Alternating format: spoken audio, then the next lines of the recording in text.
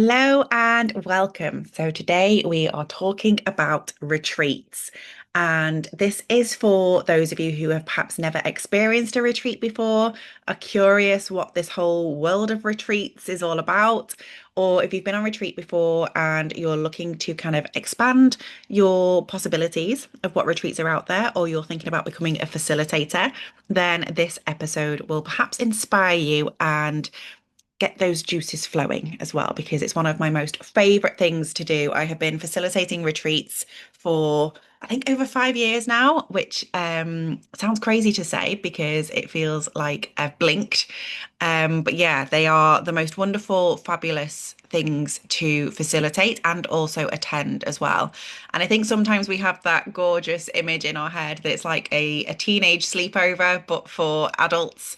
And it can absolutely be like that. I have definitely had it on my retreats where we've been in our pajamas, having a movie night with our popcorn, face masks on. And yeah, absolutely. It can be like that teenage sleepover kind of dream with optional pillow fights. But they are so much more than that. And what I'm going to talk about and what I'm going to share in this episode is just my experiences. So, my experiences as a guest and also as a facilitator. So every retreat is completely different. Every retreat host operates their retreats completely differently. So I am not speaking for the majority because we all have our own focus. Our energies behind retreats are all very different. For some people, they are like their sole source of income. That is like their full-time part of their business. For me, it is just one component of my business, at least for the moment. And for other people, they are not even like a part of their business model. It's just kind of like a hobby that they really, really love to do and to facilitate. So we are all very different. So I'm just going to be sharing my own perspectives and opinions in this episode. But what I think does definitely sort of flow through all retreat spaces is that they hold space for you. And again, if that concept is a bit new to you and you're like, what does it mean to hold space? Whenever you're having a conversation with someone and they just listen, they just allow you to go off on your little rant, they allow you to vent, they allow you to release, and they just sit and listen. You know that you're not being judged. You know that you are free to say whatever you want to say. You don't have to filter, and you are just held in that moment. That is what we mean. And when you're on a retreat, whether it be for an afternoon, a full day, whether it be a residential and you're there for a few days or even a few weeks, that space is held for you. And this is why, if you are a facilitator or you're thinking about being a facilitator, please keep this in mind. As much as they are the most beautiful and wonderful experiences, you are holding a lot because you're holding that space continuously. So please make sure you factor that in energetically, but also financially as well. Make sure you have got that exchange that's going to allow you and support you in doing that to the level that you want to. So it's really beautiful because it means that there's openness, there's that space for you to be you without that judgment, even in a room full of strangers, which can feel so bizarre. And I know that that's sometimes a hesitation for people actually attending a retreat because it was definitely one of mine as an introvert and not really wanting to be around people all that much. But you instantly feel the connection because if the retreat host has done their job correctly, and in my experiences, thankfully, they have, they will naturally and intentionally brought together people that will be like-minded and naturally connect. And I always say with like my circles and things, and even my group coaching programs, that the people that come into those spaces, you've already been in circle with one another before in a past lifetime. You're already connected. And even future circles, future group programs, future coaching clients, I always say you are already connected to them. They are already destined for you. And that is the feeling you get when you walk into a retreat. So absolutely, you can be nervous. I have definitely been nervous as both a host and a guest. However, once you are in there, once you are in that energetic space, you're being held, and there's no need for decisions. It's all taken care of. There is no need for you to do things. You can choose what you want to do, what activities you want to participate in, but you choose what you need. And that is beautiful. It's kind of like when you go on holiday, but on a much deeper soul level. And some retreats will be like a holiday, and some retreats are intended to be like a holiday, a little bit like group adventure travel, which I've also done a lot of, which is fantastic. But my retreats that I'm talking about and my experiences, like my retreats even have a not just a holiday guarantee on them, because if you feel like it has just been a holiday and it's just been nice, that's not what we're aiming for. Okay. It is for you to receive whatever it is you need to receive. And you will find a lot of retreats are themed. Some of them can be quite generic and it'll be like a wellness day or a nurturing kind of space that is more generic. And that doesn't mean they are any less beautiful or worthwhile. They are absolutely divine. But you will also find that some retreats have a specific theme to them or a specific outcome. And you can therefore select those based on what you need. Okay. And what I love is this really allows you to surrender and to receive. So you receive what you need in that moment throughout that time, but also you work with surrendering. And I think this is really key, especially for those of you that are familiar with manifestation. Obviously, if you're listening to this podcast, you are probably a huge lover of manifestation, but we hear this term surrender quite a lot. And I think there's often misconceptions about what we mean by surrender. Like, do we just let go and do nothing?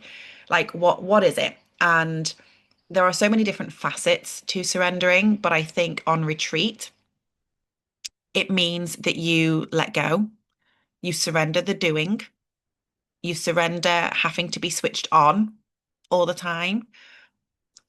But for me, you also surrender your identity. You surrender the person that you are as you walk in, because you're going to walk out completely different. And just allowing yourself the permission to do that is priceless in itself. And it's beautiful because it rapidly increases your manifestation powers and what you do receive outside of the retreat as well. So I found on all of the retreats that I've hosted is the effects have like dominoed for those that have come along. So we might have had a theme, but the effects have actually rippled throughout their life and in what they've manifested. Because the other thing that they do is they actually raise your standards because they allow it to be easy. It shows you how easy your life can be. It shows you what is possible for you. And that in turn raises your standards. It changes your boundaries. It changes your expectations and it shifts your identity. And that is so, so powerful. And it's the quickest way of doing it as well. And as much as I adore my online communities, podcasts are fantastic, the resources that we have available to us, books, blogs, all these wonderful things, nothing compares to in person. We can get the shifts online. I have one-to-one clients who I work with and we just voice note, and the transformations are incredible. But when we are in person, when we have that human connection energetically in the same space, it is just phenomenal.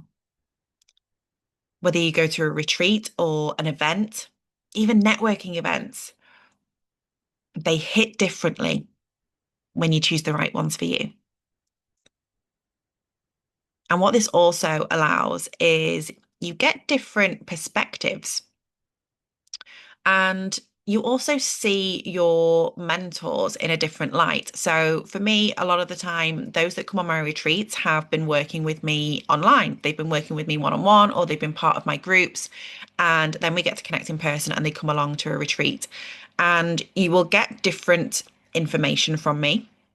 You will get different insights from me, but you also see a different side because you're seeing your mentor, you're seeing your coach, you're seeing your guides in a real environment.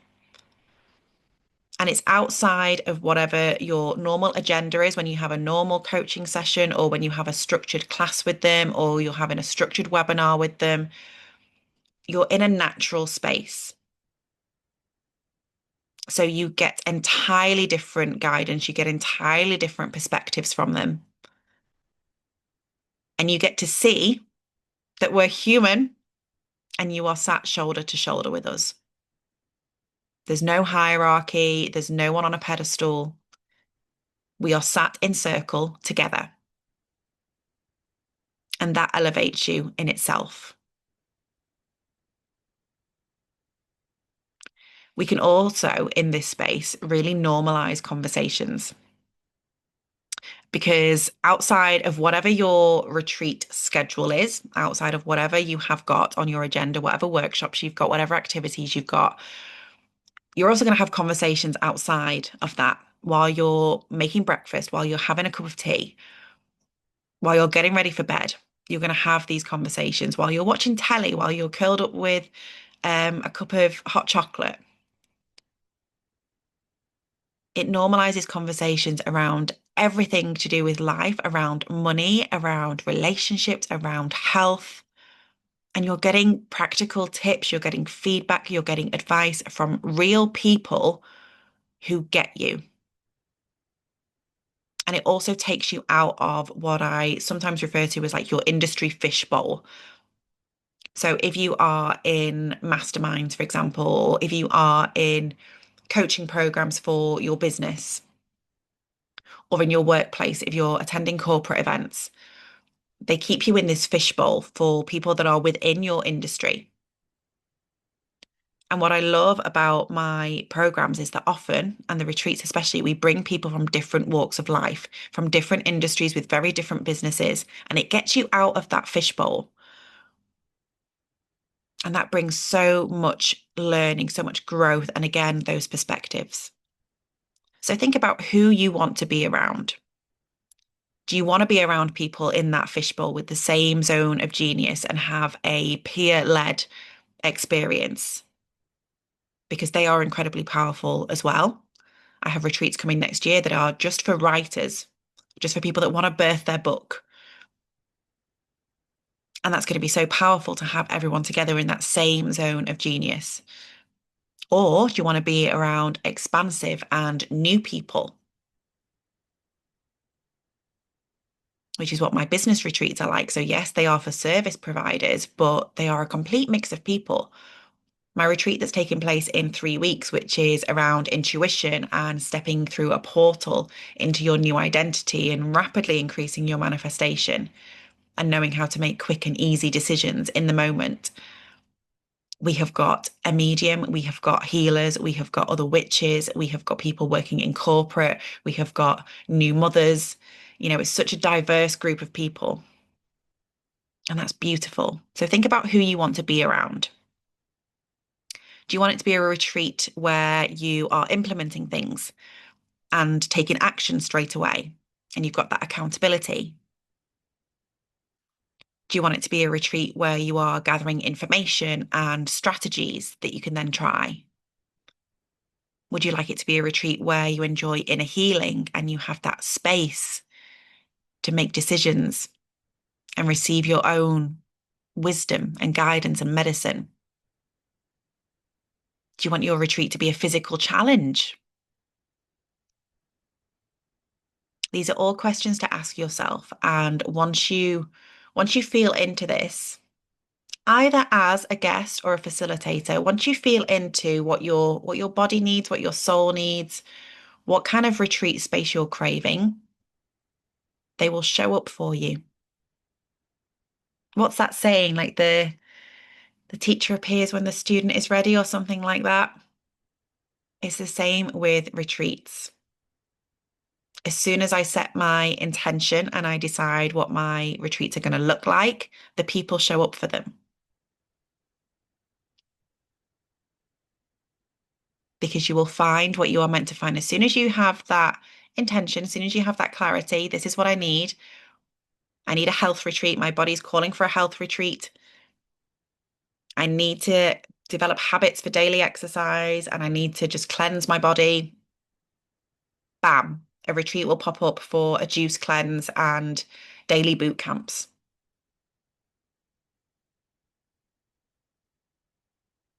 Other things for you to consider as well, both as a guest and as a facilitator, is how long do you want to be on retreat for?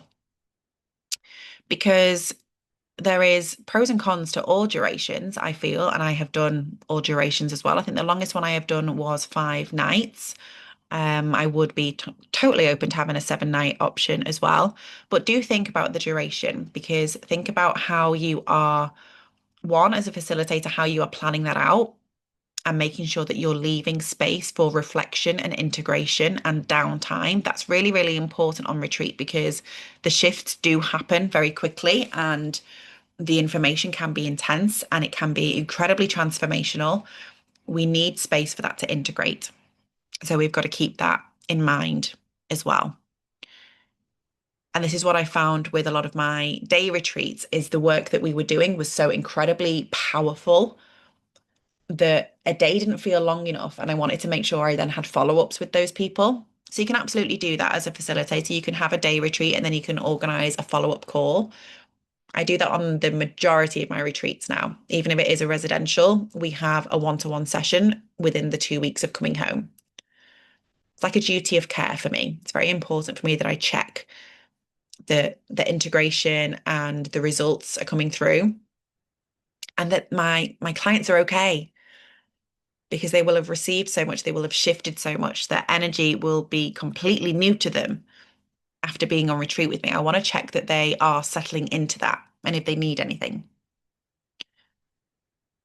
And if you're going on retreat, how long do you want to be on retreat for? Do you want to just get away from it all for 48 hours? What other commitments have you got that you're working around? And check in with yourself when you ask this as well. If you're thinking, well, I can't afford to take any time away from work whatsoever, then you need at least a week. So it can be quite insightful when you ask this question to see what comes up. Do you want to go during the week? Do you want to go on a weekend? Do you want to go on a retreat that's at home, that's nearby to you? Do you want to go on a retreat that's abroad? So many things that you can ask yourself as you set the intention for exploring retreats. And another lovely thing that I think this does for you as well, and I feel very strongly about, is it shows your clients that you do things for you. You're walking your talk. If you are someone who holds space for others, it is essential that you also create space for you. And for those of you with children as well, same thing. You're showing your children that you do things for you and you're normalizing that.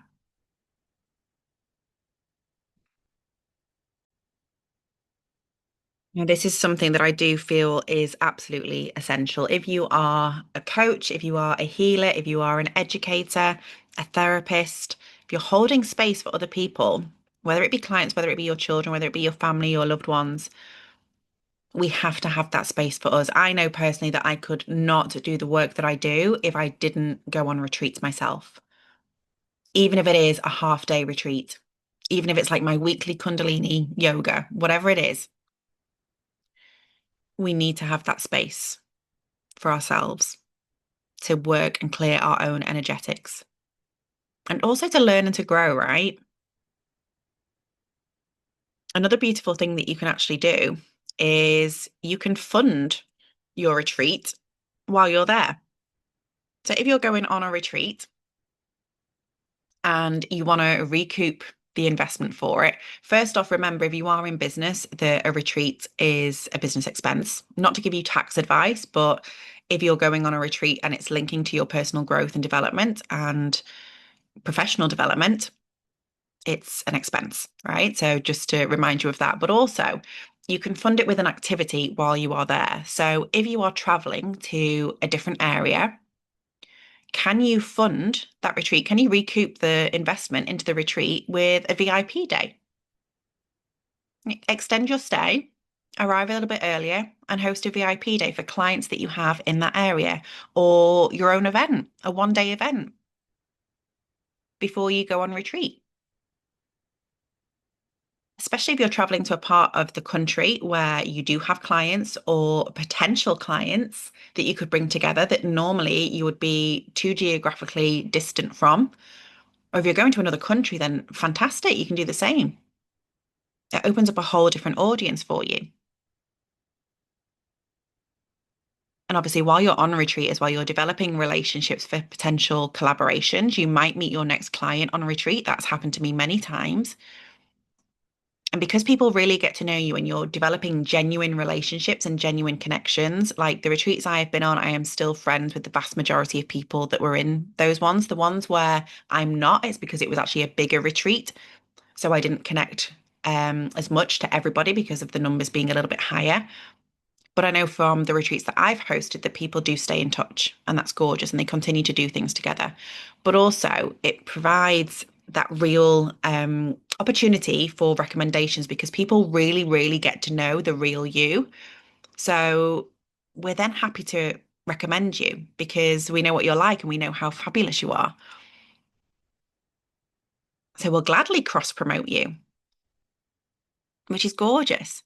The other lovely thing that you can do, depending on the setting and whether or not you are in your pajamas and watching movies, but you could also utilize that for sure, is you can create content while you're there as well because you're showing the real you.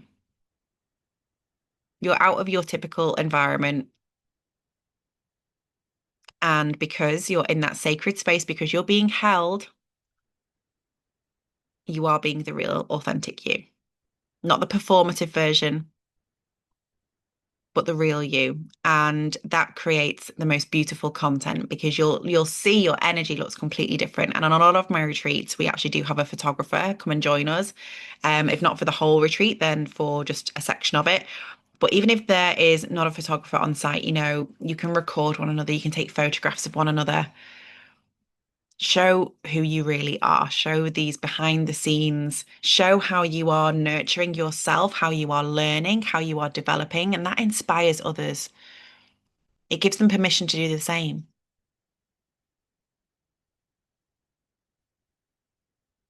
You're also very interestingly using a different part of your brain while you're on retreat because you're away from your day-to-day activities and you're in a new environment. So it actually does stimulate a different part of your brain.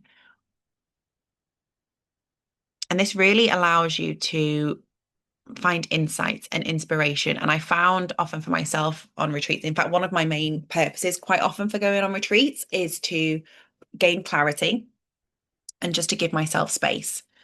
Because if you are used to working in the same environment, as soon as you take yourself out of that space, it's unfamiliar, which means you allow the space for new things to come through.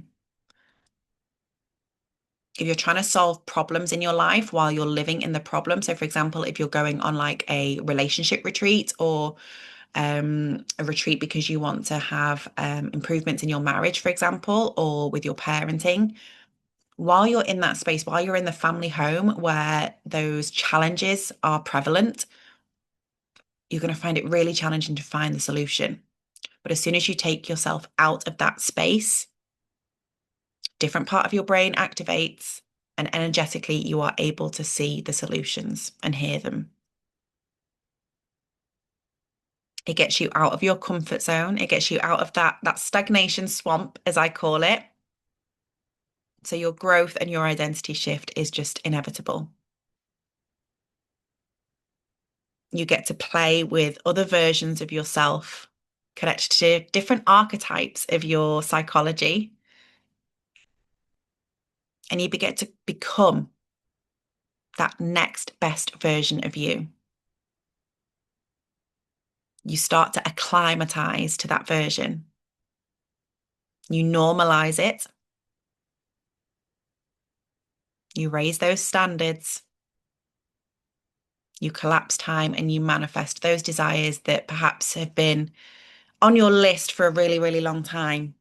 Maybe the thing that you need is a retreat. You would be amazed at what is possible and what is potentially available for you. So I encourage all of you, no matter what your work is, no matter what your job is, your career, there will be a retreat out there for you that speaks to you. Have a think about what would serve you, what kind of retreat you would love to attend. and then it will show itself to you. My waitlist is open for 2026. We are going on the next retreat 3 weeks from the moment of recording this particular podcast. At the time of recording, there is still a space, but by the time you hear this, who knows, it may even be past the retreat dates, but you are always more than welcome to message me and ask about my retreat spaces. But no matter who you go on retreat with, use discernment, use your intuition, use your judgment about who you want to be in sacred space with. But as soon as you set that intention for what you want to achieve and the kind of space you want to be part of, just look at the opportunities that start to present themselves for you. And if you are someone who already facilitates retreats, then I hope this has given you some insights as well and some reminders about how powerful the work that you do really is. And that collaboration is so beautiful for retreat hosts and facilitators. If you're thinking about hosting a retreat, I cannot recommend it enough. If it fits your vision for your business and what you want to achieve, your mission in the world. There are also retreats and events in the pipeline from BQ Lifestyle for retreat facilitators as well. So you can always reach out to me about that. I would love to help you start up your retreat vision. But I hope for all of you, this reminds you that whenever you are serving others in whatever that looks like for you, you deserve to receive. So take that away with you, and I wish you a gorgeous rest of your day. Whatever retreat experience presents itself to you, enjoy the magic and let me know how you get on, and I will see you in the next episode.